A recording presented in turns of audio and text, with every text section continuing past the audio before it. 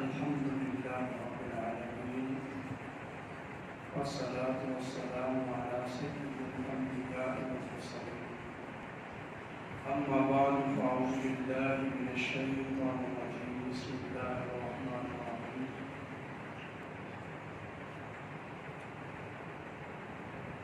ولئن قتلتم في سبيل الله أو متم لمغفرة من الله ورحمة خير مما يجمعون ولئن متم أو قتلتم لإلى الله تحشرون فبما رحمة من الله لنت لهم ولو كنت فظا غليظ القلب لانفضوا من حولك فاعف عنهم واستغفر لهم وشاورهم في الأمر فإذا عزمت فتوكل على الله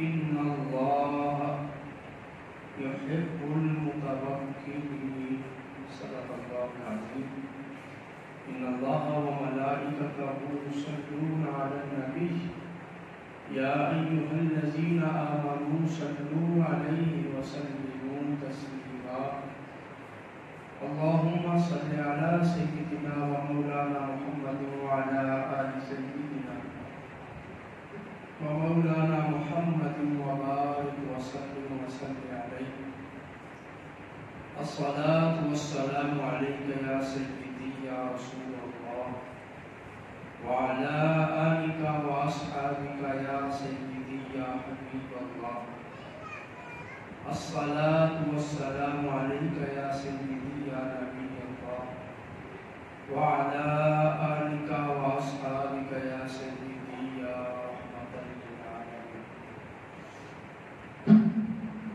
سورہ آل عمران آیت نمبر 157 اور 158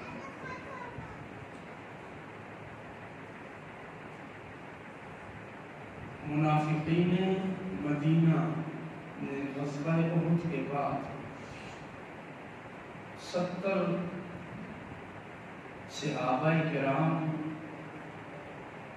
کے شہید ہونے کے بعد 70 صحابہ جب شہید ہوئے تو پورے مدینہ منورہ میں ایک بحران مچ گیا ہے. ہر قبیلے کا تقریباً ہر خاندان کا کوئی نہ کوئی فرد شہید ہوا. تو منافقین نے یہ کہا کہ اگر یہ جنگ میں نہ جاتے اور ہمارے ساتھ گھر میں بیٹھ جاتے تو یہ موت سے بچ جاتے. اللہ رب العزت نے ان کے اس اعتراض کا جواب ارشاد فرمایا وَلَئِن قُتِلْتُمْ فِي سَبِيلِ اللَّهِ اگر تم اللہ کی راہ میں شہید کر دیے جاؤ اے اہل ایمان یا تمہیں گھر میں ہی موت آ جائے لَمَغْفِرَةٌ مِّنَ اللَّهِ وَرَحْمَةٌ خَيْرٌ مِّمَّا يَجْمَعُونَ تو پھر تمہارے لیے جو رب کی طرف سے مغفرت ہے اور رحمت ہے یہ اس سے بہتر ہے جو وہ جمع کر کے رکھتے ہیں. اے ایمان والوں تمہارا جینا مرنا یا شہید ہونا یہ اللہ کو مقبول ہے. وَلَئِن مُتُّمْ اور اگر تمہیں موت آئے طبعی موت گھر میں ہی بستر پہ تمہیں موت آ جائے امن کے ساتھ تم مر جاؤ او قتلتم یا میدان جنگ میں تم شہید کر دیے جاؤ. موت بہرحال آنی ہے. اگر رب کی راہ میں جہاد کرتے ہوئے شہید ہو جاؤ گے یا پھر تبھی موت مر جاؤ گے. دونوں صورتوں میں موت آئے گی، مرنا ہے ہی ہے۔ لا الی اللہ تحشرون، تو پھر تم نے ضرور رب کے سامنے جمع ہونا ہے۔ فإن إلى الله مرجعكم ومحشركم فيجازيكم بأعمالكم، رب کے سامنے تم نے جانا ہے، تمہیں وہ جزا ضرور دے گا۔ وَآسِرُوا مَا يُقَرِّبُكُم مِّنَ اللَّهِ، ایک ہے موت امن کے ساتھ آنا، اور ایک ہے موت جنگ میں آ جانا۔ جانا تم نے بالآخر رب کے حضور ہے، رب کے سامنے پیش ہونا ہے۔ تو آج موت کا راستہ وہ اختیار کرو جو راستہ تمہیں رب کے قریب کر دے۔ ایسی موت اختیار کرو جو تمہیں رب کے قریب لے جائے، رب کی رضا کا باعث ہو۔ وَيُوجِبُكُمْ رِضَاهُ، تمہارے لیے اس کی رضا واجب کر دے۔ وَيُقَرِّبُكُمْ مِنَ الْجَنَّةِ، ایسی موت کا راستہ اختیار کرو جو تمہیں جنت لے جائے، اور وہ راستہ صرف من الجہاد فی سبیل اللہ، جہاد فی سبیل اللہ کا راستہ۔ والعمل بطاعتی علی الرکون الی الدنیا وما تجمعون فیہا من خطابہ الذی هو غیر معقول،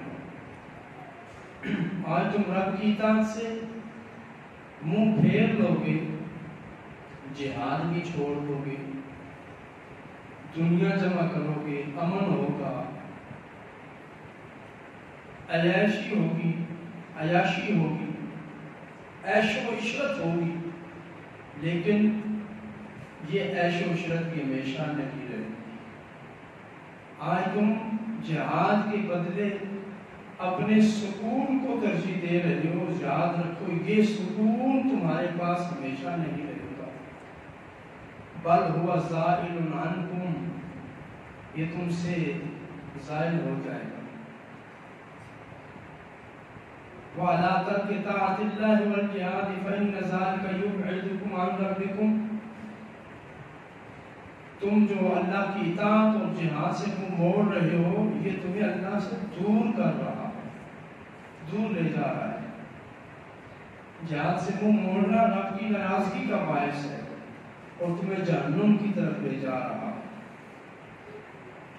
اسی مضمون کو ابن اسحاق نے فرمایا، اے ان الی اللہ المرجع فلا تغرنکم الحیات الدنیا، لوٹنا رب کے پاس ہے، اس کی بارگاہ میں جانا ہے، چاہے مومن ہے چاہے کافر، جانا رب کے سامنے ہے، اس لیے تمہیں دنیا دھوکے میں نہ ڈال دے۔ وَلَا تَفْتَرُوا بِهَا، اور اس پر تم تکیہ کر کے مت بیٹھ جاؤ۔ وَلْيَكُنِ الْجِهَادُ وَمَا رَغَّبَكُمُ اللَّهُ فِيهِ مِنْهُ آثَرَ عِنْدَكُمْ مِنْهَا، اس دنیا کے ساز و سامان اور دنیا کے عیش و عشرت اور سکون پر تم جہاد فی سبیل اللہ کو ترجیح دو، تمہارے نزدیک اہم جہاد ہونا چاہیے۔ فَبِمَا رَحْمَةٍ مِّنَ اللَّهِ،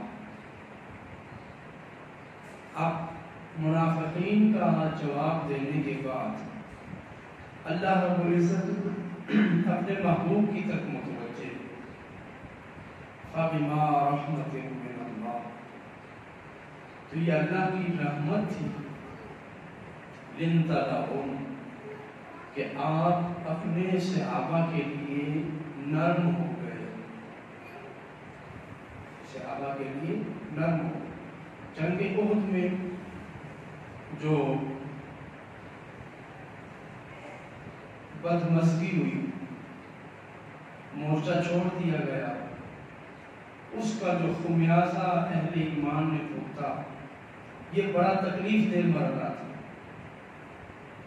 آج بھی دنیا کا یہ قانون ہے کہ شکست ہوتی ہے تو شکست کے جو اسباب ہوتے ہیں انہیں تلاش کیا جاتا ہے، اور ان اسباب کے کنا کما کے لیے سخت قانون بنائے جاتے ہیں۔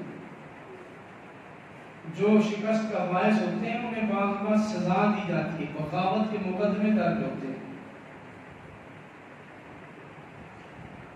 تو نبی پاک صاحب رضا صلی اللہ علیہ وآلہ وسلم شدید زخمی ہوئے، 70 سے زیادہ صحابہ کرام شہید ہوئے، ان میں حضرت امیر حمزہ بھی تھی۔ اور آپ جانتے ہیں کہ 70 لاشیں اکٹھی ہوں تو ان کو دفنانا یہی بہت بڑا مرحلہ ہے۔ چند گنتی کے صحابہ تھے 313، اور ان میں بھی اکثر زخمی، 70 سے زیادہ لاشیں پڑی ہیں، ان کی تدفین کا مرحلہ ہے۔ تو آقا کریم علیہ السلام کے قلب انور پر جو کیفیات گزری، یہ بشری تقاضا تھا کہ حضور کو جلال آتا، غصہ آتا، آپ ناراضگی کا اظہار کرتے، جو شکست کا باعث تھے انہیں ڈانٹتے، تنبیہ کرتے، ان کے لیے سزا تجویز فرماتے، لیکن ایسا نہیں ہوا۔ اللہ رب العزت کے محبوب نے یہ واویلا اور شور مچانے کی بجائے مہربانی سے کام لیا، تحمل سے کام لیا، نرم دلی سے کام لیا۔ تو حضور کی اس شان کو اللہ رب العزت بیان فرما رہا ہے، فَبِمَا رَحْمَةٍ مِّنَ اللَّهِ، کہ اللہ کی اتنی بڑی رحمت تھی، لِنْتَ لَهُمْ، کہ آپ ان کے لیے نرم ہو گئے، وَلَوْ كُنْتَ فَظًّا غَلِيظَ الْقَلْبِ لَانفَضُّوا مِنْ حَوْلِكَ، اس مرحلہ پر اگر آپ سخت دلی سے کام لیتے اور غصہ فرماتے، غضب فرماتے، لَانفَضُّوا مِنْ حَوْلِكَ، تو یہ صحابہ دل برداشتہ ہو کر آپ سے علیحدہ ہو جاتے کہ آپ کا غصہ اور آپ کے جلال کو یہ برداشت کرنے کی سکت نہیں رکھتے۔ جیسا کہ کچھ 2-3 صحابہ ایسے تھے جو پیچھے رہ گئے، انہوں نے اپنے آپ کو ستونوں کے ساتھ باندھ لیا، ہم نہ کھائیں گے نہ پیئیں گے جب تک ہماری برات کا حکم اللہ نازل نہیں کرتا۔ تو اندیشہ یہ تھا کہ صحابہ حضور کے ڈر کی وجہ سے، جلال کی وجہ سے اس قدر پشیمان ہوتے کہ جنگلوں میں نکل جاتے، حضور سے دور چلے جاتے کہ ہم حضور کو کیا منہ دکھائیں کہ ہماری وجہ سے حضور کو اتنے زخم برداشت کرنے پڑے۔ تو آقا کریم علیہ السلام نے جو رحمت کا معاملہ کیا، نرمی کا معاملہ کیا، اپنے ان صحابہ سے خوش اخلاقی سے پیش آئے، تو اللہ رب العزت فرماتا ہے یہ رب کی رحمت تھی کہ اس رحمت نے آپ کے ان صحابہ کو روپوش ہونے سے بچا لیا۔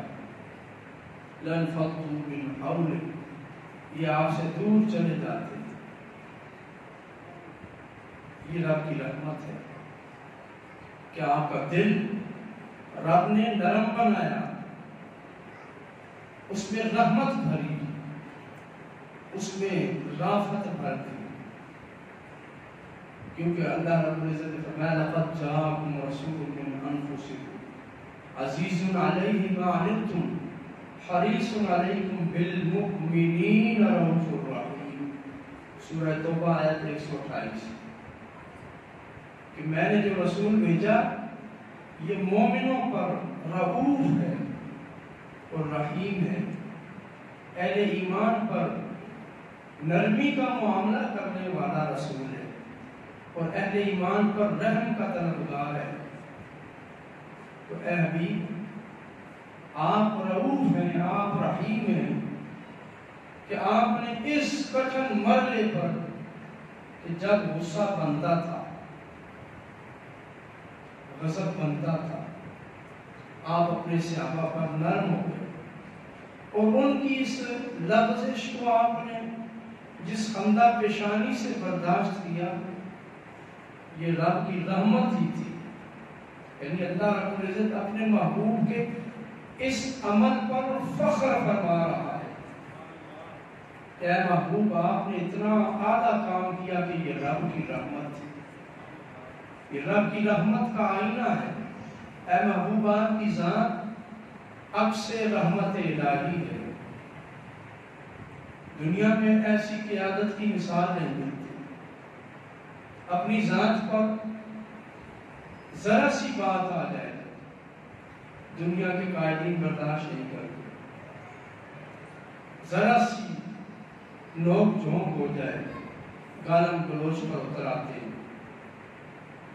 لیکن قربان جائیے رسول اللہ صلی اللہ علیہ وسلم کی دندان مبارک شہید ہوئے. چہرہ مبارک زخمی ہو گیا اور جانتے تھے کہ ان کی وجہ سے اس مورچے پر جو تعینات ہیں ان کی وجہ سے یہ سارا معاملہ ہوا. پھر بھی رسول اللہ صلی اللہ علیہ وسلم نے ان سے جواب طلبی نہیں فرمائی. اپنے صحابہ پر اس قدر نرم تھے. آپ کی یہی تعریف تورات میں اللہ رب العزت نے نازل فرمائی.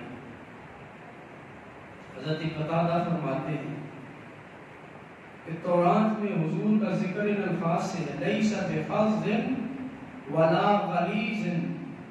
نہ تو ترش روح ہے نہ سخت مزاج ہے. ولا سخوب اور نہ ہی چیخنے والا ہے. فی الاسواق بازاروں میں. ولا یجزی بالسیئۃ مثلها اور نہ برائی کا بدلہ برائی سے دیتا ہے. ولکن یعفو کو معاف فرماتا ہے. ویصفح اور درگزر فرماتا ہے. یہ حضور کی تعریف تورات میں لکھی تھی. ایک بدو آیا اس نے رسول اللہ صلی اللہ علیہ وسلم کی چادر مبارک حضور کی گردن سے کھینچی کہ آپ کی گردن اس میں پھانس گئی اور اس نے زور سے کھینچی. چادر کے نشان گردن پر پڑ گئے. رسول اللہ صلی اللہ علیہ وسلم نے اس کی طرف منہ موڑ کر دیکھا تو کہنے لگا یہ چادر مجھے پسند ہے مجھے دے دیجیے. تو حضور نے فرمایا تم لے لو. اس نے کلمہ پڑھا اور مسلمان ہو گیا اور کہنے لگا یا رسول اللہ صلی اللہ علیہ وسلم تورات میں جو آپ کی نشانیاں میں نے پڑھ رکھی تھی وہ ساری میں نے دیکھ لی لیکن ایک نشانی تھی کہ اس نبی کو کوئی تنگ کرے پریشان کرے تو وہ نبی اس تنگی کا جواب اذیت کا جواب محبت سے دیتا ہے. تو میں یہ آپ کی محبت دیکھنا چاہ رہا تھا کہ کیا واقعتاً آپ اس درجے پر بھی ہیں. تو رسول اللہ صلی اللہ علیہ وسلم کا یہ مزاج دیکھ کر وہ مومن ہو گیا کلمہ پڑھ لیا. حضور کی یہ شان کہ آپ سخت دل نہیں تھے ترش روح نہیں تھے سخت لب و لہجے والے نہیں تھے بلکہ آپ کی مزاج میں نرمی تھی. جتنا بھی کوئی بدتمیزی پر اترتا رسول اللہ صلی اللہ علیہ وسلم اسے محبت سے جواب دیتے. تو اللہ رب العزت فرماتا ہے یہ رب کی رحمت ہے کہ اس نے آپ کو نرم دل بنا کر آپ کے گردا گرد یہ نرم دل صحابہ جوڑ دیے. فاعف عنہم آپ انہیں معاف فرمائیے ان کی لرزشیں معاف فرمائیے. واستغفر لہم اور ان کے لیے مغفرت طلب کیجیے کہ آپ کو اگر ان کی وجہ سے کوئی تکلیف پہنچے تو اللہ رب العزت کو اس پہ جلال آتا ہے اس لیے آپ ان کے لیے مغفرت مانگا کیجیے. وَادْعُوا رَبَّكَ لَهُم بِالْمَغْفِرَةِ لِمَا أَتَوْا مِن جُرْمٍ وَاسْتَحَقُّوا عَلَيْهِ عُقُوبَةً مِّنْهُ. جہاں یہ پکڑے جائیں تو ان کے لیے دعائے مغفرت کیجیے.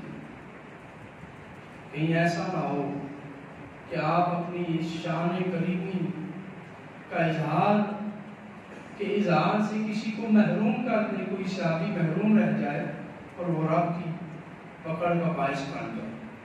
وَشَاوِرْهُمْ فِي الْأَمْرِ، اور ان سے اہم معاملات میں مشورہ طلب کیجیے. قربان جائیے صحابہ کی اس شان ہے کہ اللہ رب العزت اپنے محبوب سے فرماتا ہے فَاعْفُ عَنْهُمْ، انہیں معاف فرمائیے. وَاسْتَغْفِرْ لَهُمْ، ان کے لیے دعائے مغفرت کیجیے. وَشَاوِرْهُمْ فِي الْأَمْرِ، اور ان سے مشورہ کیجیے.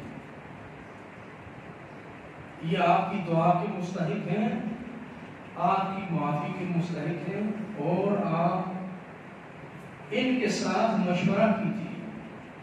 مشورہ کرنے کا حکم دیا گیا. ظاہر سی بات ہے کسی اہم کام میں کسی دوسرے سے مشورہ لینا،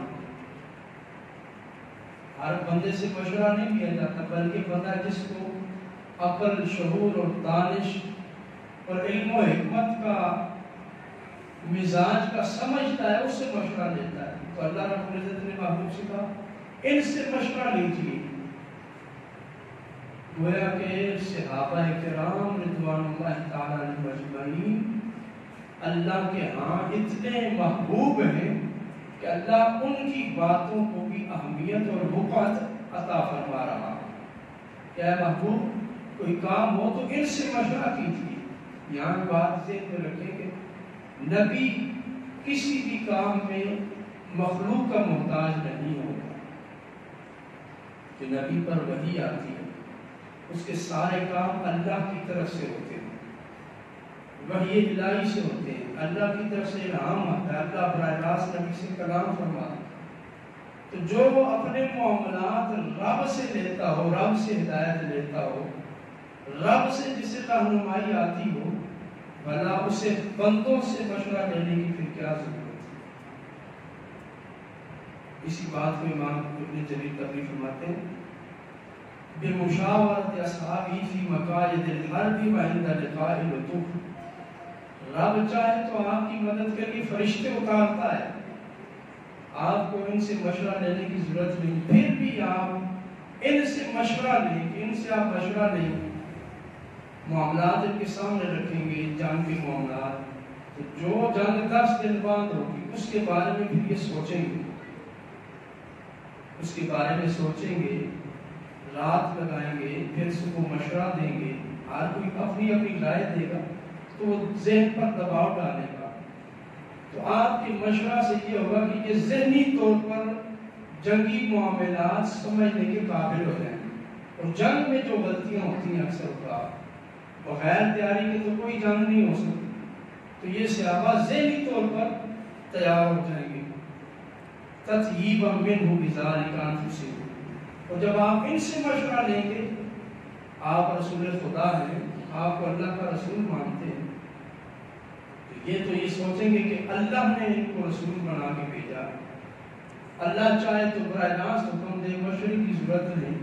جب رب ہمارے مشورے کو اہمیت دے رہا ہے تو ہم لاجانی لوگ نہیں ہیں، بلکہ اللہ کی بارگاہ میں ہم مقبول لوگ ہیں. صحابہ کے دل اس سے خوش ہوں گے. فَإِنْ كَانَ اللَّهُ قَدْ أَغْنَاهُ بِتَدْبِيرِهِ لَهُ أُمُورَهُ وَسِيَاسَتَهُ إِيَّاهُ. کہ اللہ رب العزت نے اپنے محبوب کے جتنے بھی معاملات ہیں ان میں کسی کا محتاج نہیں کیا. وَسِيَاسَتَهُ، اور جو سیاسی امور ہیں، سیاسی معاملات ہیں، ان میں بھی نبی رب کی ہدایت پاتا ہے اور رب کی طرف سے رہنمائی پاتا ہے. تو ان تمام معاملات میں مخلوق کی ضرورت نہیں. نبی خود مختار ہوتا ہے، نبی کی عقل سب سے اعلیٰ ہوتی ہے، نبی کا علم سب سے زیادہ، نبی کی فہم اور فراست سب سے زیادہ. لیکن خود مختار ہونے کے باوجود جب یہ مشورہ طلب کریں گے تو صحابہ کرام رضوان اللہ تعالی علیہم اجمعین اپنی طرف سے مشورہ دیں گے. اب یہاں پر جو اہم بات سمجھنے کی ہے کہ جب اللہ رب العزت مشورہ لینے کا حکم فرما رہا کہ اپنے صحابہ سے مشورہ لیں، اور حضور مشورہ لے رہے ہیں تو آپ اس مشورہ کے دوران اللہ رب العزت صحابہ میں سے کسی کی زبان پر وہ بات جاری فرما دیتا ہے جو رب خود چاہتا ہے۔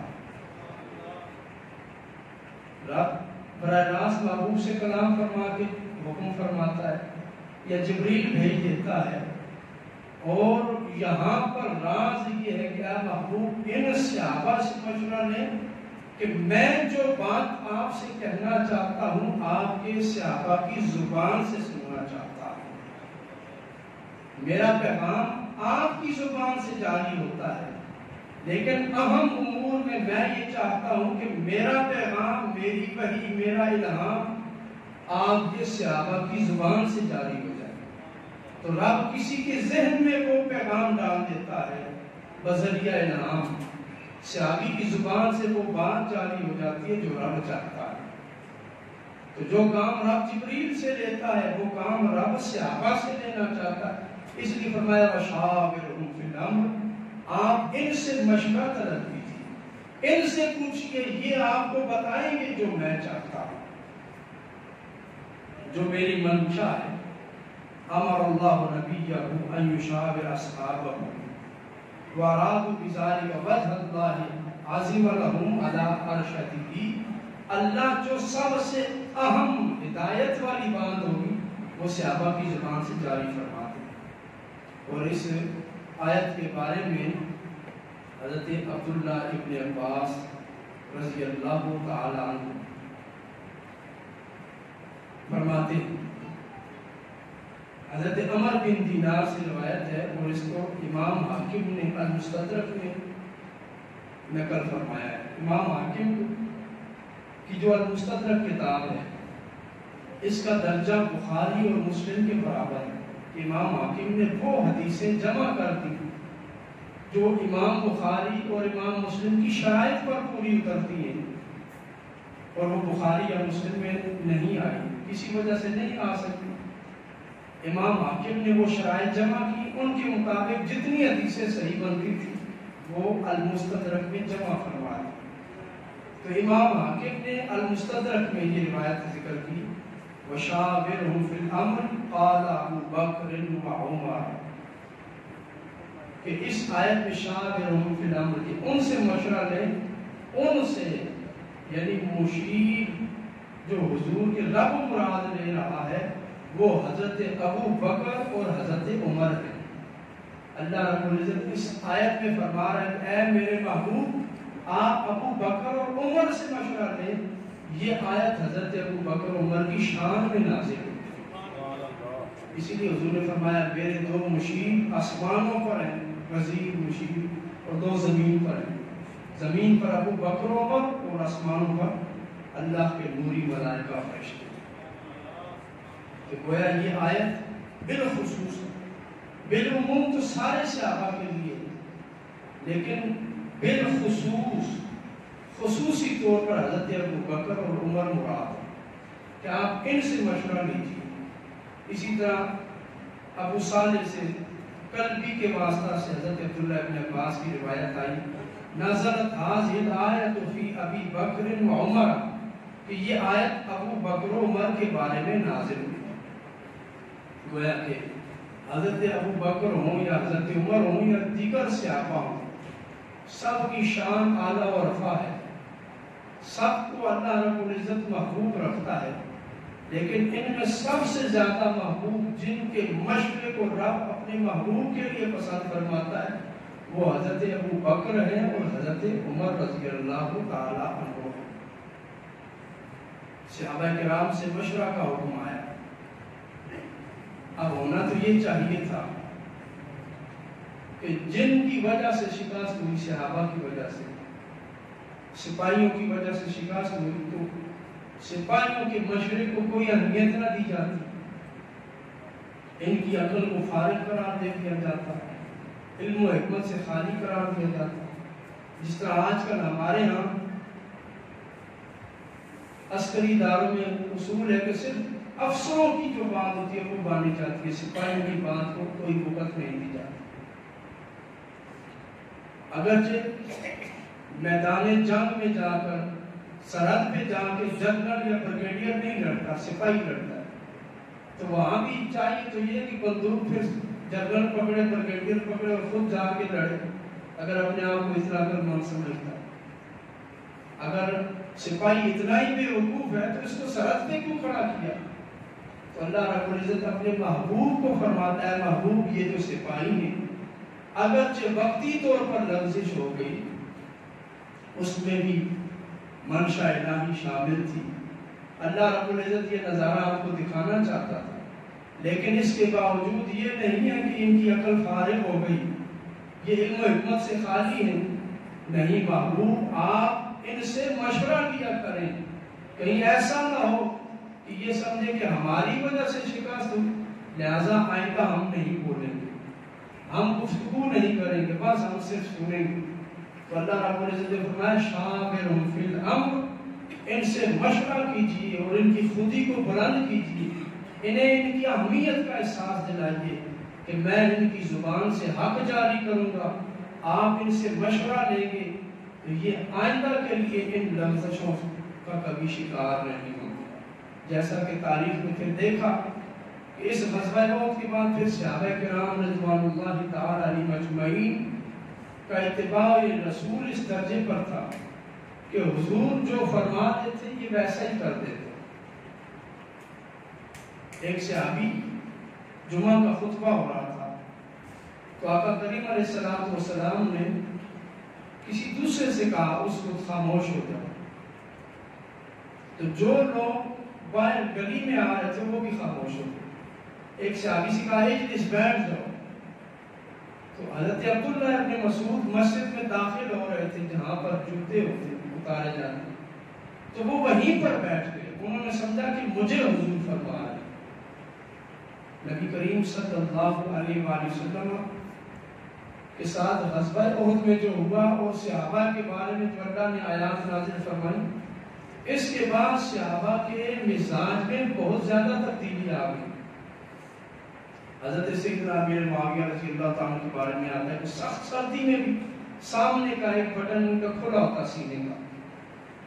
کسی نے پوچھا کہ یہ کیا ماجرا ہے؟ کہا میں نے رسول اللہ صلی اللہ علیہ وآلہ وسلم کو ایک موقع پر دیکھا تھا کہ آپ کا سینہ مبارک نظر آ رہا تھا، بس اس کے بعد میں نے اس کو کھلا لیا۔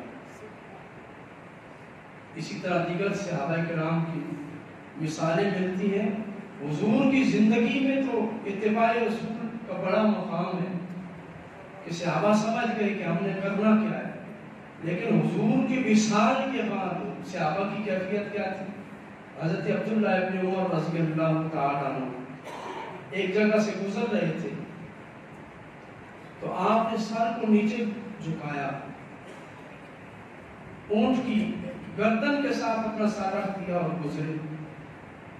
جب گزر گئے تو ساتھ والوں نے پوچھا کہ یہاں کوئی رکاوٹ نہیں تھی جس کی وجہ سے آپ اتنا جھکتے، یہ جھکنا کس وجہ سے تھا؟ کوئی تکلیف تھی، درد تھا، کیا معاملہ تھا؟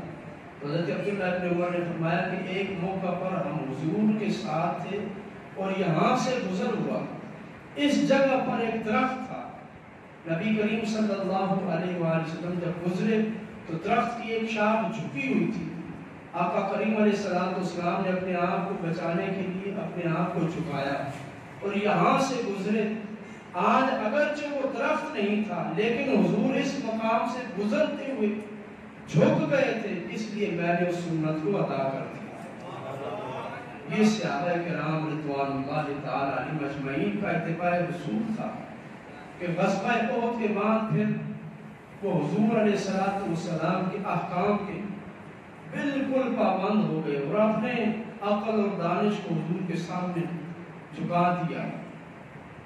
حضرت ابو بکر صدیق رضی اللہ تعالیٰ عنہ کو جب خلافت ملی تو ان دنوں حضور نے لشکر اسامہ تیار کیا تھا، روانگی بالکل قریب تھی، روانہ کرنا تھا کہ حضور کا انتقال ہو گیا۔ حضرت ابو بکر صدیق مسند خلافت میں بیٹھے تو سب سے پہلے حکم جاری کیا کہ لشکر اسامہ کو روانہ کیا جائے گا۔ مجلس مشاورت بیٹھ گئی۔ حضرت عمر نے عرض کی حضور اس وقت نبی کا انتقال ہو چکا، حضور ہم سے رخصت ہو گئے اور عرب میں بغاوت پھیل رہی ہے، یہ لشکر موقوف کر دیا جائے، اس کو فی الحال نہ بھیجا جائے، مؤخر کر دیا جائے، بعد میں بھیج دیں گے۔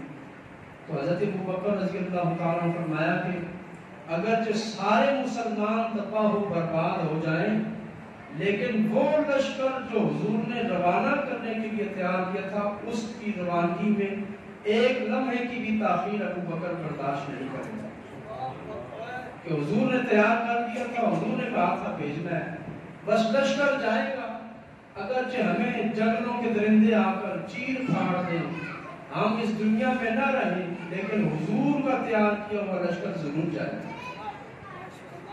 تو غزوہ احد میں اگرچہ بعض صحابہ سے یہ لغزش ہوئی کہ درہ چھوڑ دیا، لیکن اس کے بعد تاریخ نے دیکھا کہ حضور نے سخت گرمی میں، کہ جب سورج آگ برسا رہا تھا اور صحابہ کے پاس تو خیمے بھی نہیں تھے، ٹھنڈا پانی بھی نہیں تھا، کھانے کے لیے راشن بھی نہیں تھا، پھر بھی مدینہ منورہ سے دور تبوک کے مقام پر جا کر جنگ کے لیے تیار ہو گئے۔ تبوک چلے گئے اور کسی نے یہ شکوہ نہیں کیا یا رسول اللہ میرے پاؤں اس سخت گرم زمین سے جل رہے ہیں، یا رسول اللہ یہ تپتا سورج ہمیں نہیں چھوڑ رہا، ہم اس پہ نہیں کھڑے ہو سکتے، نہیں چل سکتے، بلکہ حضور نے کہہ دیا تبوک جانا ہے تو صحابہ نے تیاری کر لی۔ حضرت سیدنا فاروق اعظم رضی اللہ تعالیٰ عنہ حج کا موقع تھا، میدان عرفات میں کھڑے، چند صحابہ نے عرض کی اے امیر المومنین اگر آپ چاہیں تو ہمیں خیمہ لگا دیں، خیمہ لگا دیں، جس طرح آج حجاج کرام کے لیے خیمے لگتے ہیں سفید رنگ کے، کئیوں میں پنکھے، کسی میں اے سی لگا ہوا ہے۔ تو حضرت عمر سے عرض کی گئی کہ آپ اگر چاہیں تو ہمیں خیمہ لگا دیں، پانی کا انتظام کر دیں، وقوف عرفہ تو ہو ہی جائے گا۔ تو حضرت عمر رضی اللہ تعالیٰ عنہ نے خیمہ لگانے سے منع کر دیا کہ حضور علیہ السلام نے خیمہ نہیں لگایا تھا۔ راوی نے پوچھا پھر اتنی سخت گرمی میں حضرت عمر کیا کرتے تھے؟ کہا اپنی چادر کا ایک پلو اٹھا کر بعض بات اس سے سایہ بنا لیا کرتے تھے، لیکن نبی علیہ السلام کی سنت کی خلاف ورزی پر تیار نہیں ہوئے۔ میدان عرفات میں کتنی گرمی ہوتی ہے، سورج آگ برساتا ہے، تبوک کا موقع دیکھیے، صحابہ کرام رضوان اللہ تعالی علیہم اجمعین اس کے بعد غزوہ احد کے بعد اس قدر تربیت یافتہ ہو گئے کہ پھر دنیا نے دیکھا کہ اسلام دنیا کے کونے کونے میں پہنچ گیا ہے۔ یرموک کے موقع پر جب حضرت خالد بن ولید پہنچے، رومیوں کے بادشاہ کا وزیر آیا مذاکرات کے لیے، تو وہ کہنے لگا کہ ہم نے دیکھا ہے کہ تم نے 3 سالوں میں ارد گرد بڑی فتوحات کر دی ہیں، میرے کئی شہر تم نے فتح کر دیے، اب تم یہاں پر آ گئے ہو تو ہم تمہیں معاف کرتے ہیں، وہ فتوحات ہم تمہیں دیتے ہیں، اور تم لوگ ہم جانتے ہیں کہ بھوکے پیاسے ہو، تمہارے پاؤں میں تو جوتے بھی نہیں ہیں، تمہارا اکثر لشکر پیدل آیا ہے، ان کے پاس سواریاں نہیں ہیں، تو یہ 10 دینار ہر سپاہی کو ہم دیتے ہیں، کھانا بھی دیتے ہیں اور پورے سال کے لیے لباس بھی دیتے ہیں، پورے سال کا ہم ہر سپاہی کو کھانا دیں گے، اسی طرح ہر سال تم آنا اور اپنا راشن لے کر چلے جانا، اور آپ ادھر سے ہی تم واپس چلے جاؤ۔ حضرت خالد بن ولید نے کہا کہ ہمیں اب بات کا موقع دیا جائے۔ بادشاہ نے کہا ٹھیک ہے بات کرو، جواب دو۔ حضرت خالد نے کہا تم نے کہا کہ تم پیاسے آئے ہو۔ حضرت خالد نے کہا ہاں ہم پیاسے آئے ہیں، ہمیں بڑی شدت کی پیاس ہے اور ہمیں پتہ چلا ہے کہ رومیوں کا خون بڑا لذیذ ہے، ہم تمہارا یہ خون پینے کے لیے آئے ہیں، تم کہتے ہو کہ ہمیں بھوک ہے، ہاں ہمیں بھوک ہے، ہم تمہاری بوٹیاں کھانے کے لیے آئے ہیں، اگر تم چاہو تو پھر میدان سجا لو۔ ہم غلامان مصطفیٰ یہاں تک آ گئے ہیں، آگے شہادت ہی شہادت ہے، پیچھے مڑنے کا کوئی راستہ نہیں ہے کہ روم کی فتح کی بشارت ہمیں رسول اللہ دے گئے ہیں۔ بادشاہ بڑا حیران ہوا اور بڑا خوف زدہ ہو گیا، واپس چلا گیا، دربار میں گیا، اپنے حواریوں کو بلایا، علماء کو بلایا اور ان سے کہا کہ یہ کیا بات ہے کہ ہم پر اس قدر خوف کیوں طاری ہو گیا؟ یہی وہ لوگ تھے کل ہمارے پاس مانگنے کے لیے آتے، ننگے پاؤں آیا کرتے تھے، اور آج یہ ہمارے گریبان میں ہاتھ ڈال رہے ہیں، کیا ماجرا ہے؟ تو ایک راہب اٹھا، کہنے لگا یہ وہ لوگ ہیں جو راتوں کو جاگتے ہیں، دن کو روزہ رکھتے ہیں، انصاف کرتے ہیں، شراب نہیں پیتے، زنا سے بچتے ہیں۔ اللہ رب العزت نے انہیں یہ ایمان کی طاقت دی ہے، اور ہم وہ لوگ ہیں کہ ہمیں شراب سے روکا گیا، ہم شراب پیتے ہیں، ہمیں زنا سے روکا گیا، آج زنا ہمارے ہاں پیشہ بن گیا ہے کہ پیسے لے کر اور دے کر زنا کیا جاتا ہے۔ ہم انصاف نہیں کرتے، ہم راتوں کو اٹھ کے رات کے حضور کے ملاتے نہیں، ہم روزہ نہیں رکھتے، ہم نے ان اعمال کو چھوڑ دیا، اس لیے اب شکست ہمارا مقدر ہے اور یہ کام ہو کے رہنا ہے۔ بادشاہ نے کہا پھر ایسے تو نہیں ہو سکتا، پھر جنگ ہوگی۔ پھر جنگ ہوئی، دنیا نے دیکھا کہ 60,000 مسلمانوں کا لشکر 2.5 لاکھ رومیوں کی فوج سے لڑ گیا، 2.5 لاکھ رومی فوجی اور ادھر صرف 60,000۔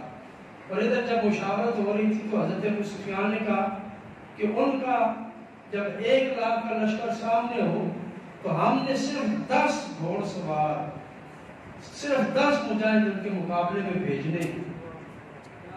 تو خالد بن ولید اور دیگر صحابہ نے کہا یہ بھی کوئی عقل والی بات ہے کہ ادھر 1 لاکھ کا لشکر اور ہم 10 سپاہی بھیج رہے ہیں۔ تو حضرت ابو سفیان نے کہا پہلے انہیں ہم نے ذہنی طور پہ مارنا ہے کہ جب وہ 1 لاکھ کا لشکر دیکھے گا کہ صرف 10 سپاہی ہمارے مقابلے میں آ رہے ہیں اور ان کا اتنا جگرا بڑا ہے کہ یہ ہم سے ڈر نہیں رہے، تو قدرتی طور پر ان کے دلوں پر خوف بیٹھ جائے گا، ہیبت بیٹھ جائے گی۔ جب یہ ہیبت بیٹھے گی تو وہ ہم سے لڑ نہیں سکے گی۔ اور پھر یہی ہوا کہ 10 صحابہ کو بھیجا جاتا اور وہ لشکروں کے لشکر الٹ دیا کرتے تھے۔ یہ صحابہ کرام تھے جن کی تربیت غزوہ احد میں ہو گئی۔ اللہ رب العزت نے فرما دیا وَشَاوِرْهُمْ فِي الْأَمْرِ، ان سے مشورہ کیجیے۔ صحابہ سمجھ گئے کہ ہمارے وجود کوئی فضول نہیں ہے، فالتو نہیں ہے، ہماری رائے کی اللہ کے ہاں قیمت ہے، ہماری زبانوں کی رب کے ہاں قیمت ہے، وقت اور اہمیت ہے۔ اللہ رب العزت نے ہمیں فضیلت دی ہے رب کا دین لے کر جانے کی اور دین کی حفاظت کی۔ مالک کائنات ہمیں دین کی حفاظت کے لیے صحابہ کرام جیسا جذبہ عطا فرمائے۔ وآخر دعوانا الحمدللہ۔